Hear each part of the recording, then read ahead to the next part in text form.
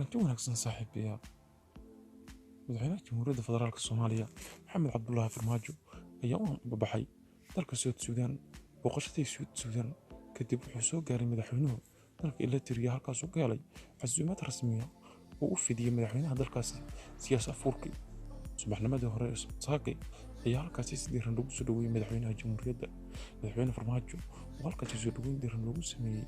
ayaa madaxweynaha dalka Eritrea kala hadlay sidii loo xoojin lahaa xiriirka iskaashi ee labada dal Eritrea iyo Soomaaliya warqalaal ka soo baxay dowladda Eritrea ayaa lagu sheegay in lagu ayday heshiiskii 2018 ee magaalada Asmara kulanka saacado badan qaatay oo dhexeeyay madaxweynaha jamhuuriyadda federaalka Soomaaliya Maxamed Cabdullaahi Farmaajo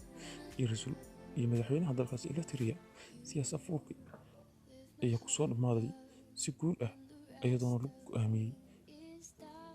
in la sameeyo xiriir iskaashi caalami ah oo dhexeeya labada dowladood ee Soomaaliya iyo Eritrea madaxweynaha Soomaaliya oo ka soo qayb galay heshiiska nabadda ee Suudaan ayaa halkaas khudbad ka soo jeediyay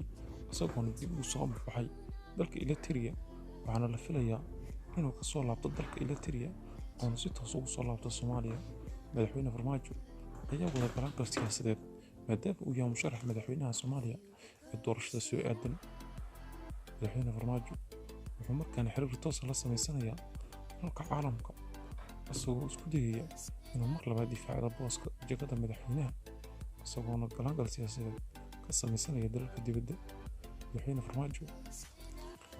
ayaa ugu sugan yahay Eritrea waxaa la filayaa inuu kulamo gooni la qaato siyaasiyiinta iyo waxgaradka dalka Eritrea tababara ciidamada Soomaaliyeed oo ka mid ah kuwa militariga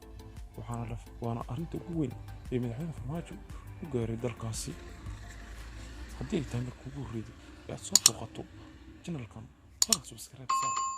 TV